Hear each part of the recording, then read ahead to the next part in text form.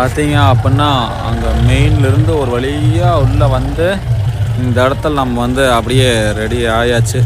எங்கள் மாமா நிற்கிறாரு பார்த்தீங்களா, இந்த இடத்த ஃபுல்லாக க்ளீன் பண்ணணும். க்ளீன் பண்ணிவிட்டு அந்த மாதிரி படுத்தா கட்டணும். படுத்தா கட்டி நெக்ஸ்ட்டு சமையல் பண்ணுறதுக்கு வேலையை ஆரம்பிக்கணும்.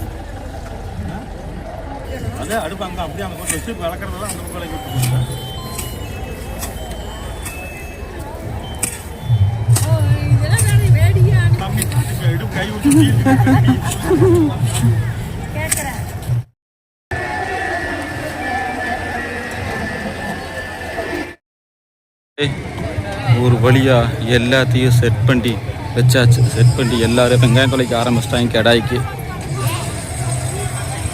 வெங்காயம் தொலைச்சி நெக்ஸ்ட்டு கடாய் வெட்டிட்டு வந்து கெடா கறி தான். காலையிலத்துக்கு இட்லி ரெடியாக போகுது.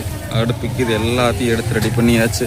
டெம்பரரி கேம்பிங் மாதிரி தான் கெடா வெட்டுங்கிறது. கோயிலில் வேறு லெவலில் இருக்கும்.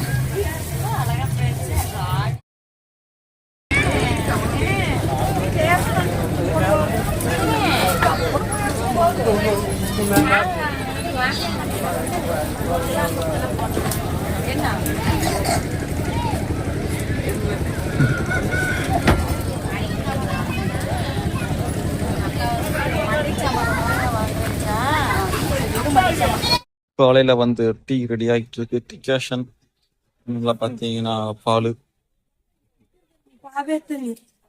ரெடி ஆகிட்டு இருக்கு. இனிமேல் டீயை வச்சு குடிச்சிட்டு காலை டிஃபனுக்கு ரெடி பண்ணணும். இட்லிக்கு எல்லாத்தையும் ரெடி பண்ணணும்.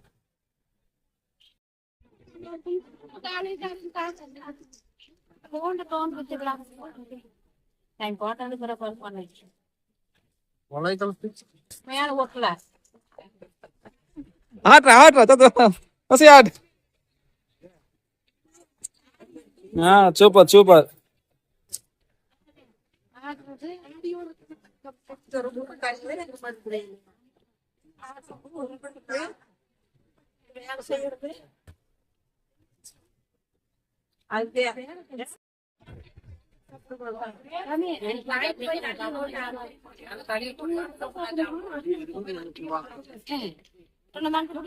கிடாக்கறிக்கு வெங்காயம் மாட்டிக்கிட்டு இருக்கு.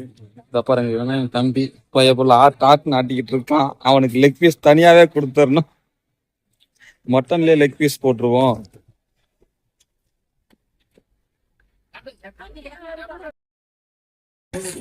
இப்ப நாங்க கெடாய வந்து சாமி கோயிலுக்கு கூட்டிட்டு போய்கிட்டு இருக்கோம். கெடாயை கொண்டுட்டு போய் கோயில்ல தான் கொண்டுட்டு போய் சாமி கேட்டு அங்கதான் கெடாய் வெட்டும்.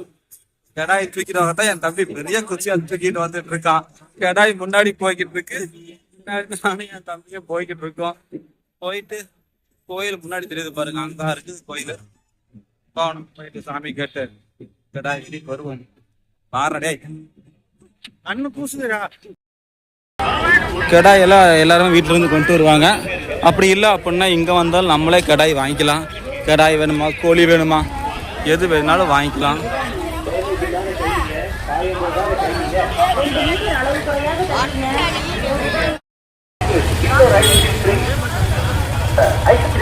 Ice cream free. வாங்க, ஒரு ஐஸ்கிரீம் இன்னொரு ஐஸ்கிரீம் ஃப்ரீங்க. ஒரு கப் ஐஸ்கிரீம் வாங்கினீங்கன்னா இன்னொரு கப் ஐஸ்கிரீம் ஃப்ரீங்க. ஃபர்ஸ்ட் நாளில் படையலத்தில் வந்து கெடாயெல்லாம் வெட்டி நம்ம இப்போ சாமிக்கு படையல் போட்டாச்சு. இப்போ சாமிக்கு படப்பை போட்டு சாமி கும்பிட்ட உடனே நம்ம சாப்பிடலாம். சாப்பிட்டு வீரப்பூர் கிளம்பிடுவோம்.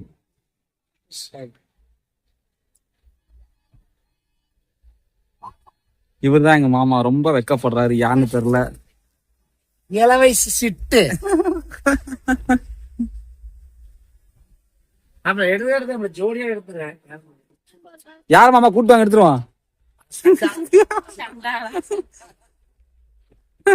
இறங்கிவான் சாக முடியும்.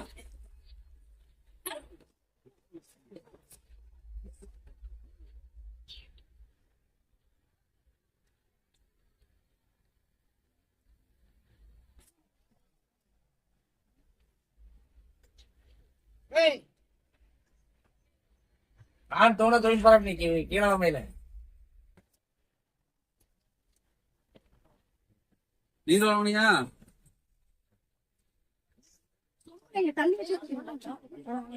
வெள்ளத்துல கட்டிட்டு வந்தா கீழே வந்தா நல்லா இருக்கு.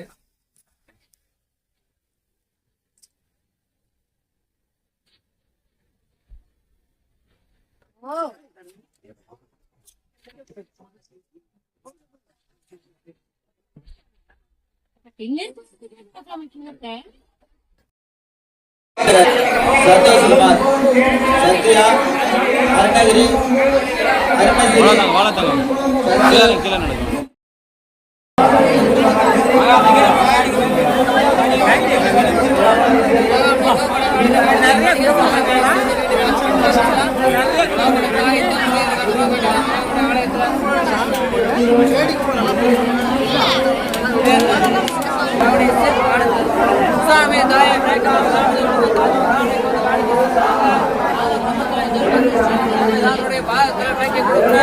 அனைத்து மக்களுக்கும் நோய் நொடியெல்லாம்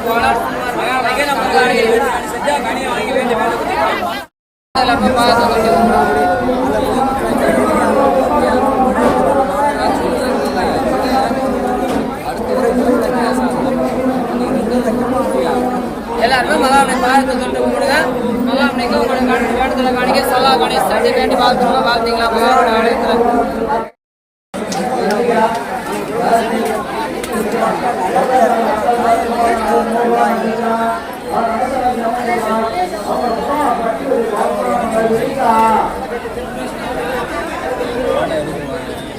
ஓகேண்ணா.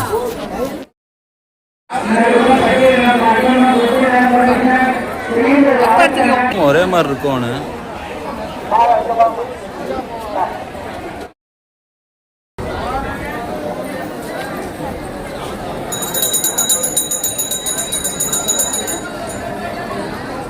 கோயிலுக்கு வந்திருக்க பக்தர்களுக்கு மக்கள் மனம் வேண்டுகிறோம்.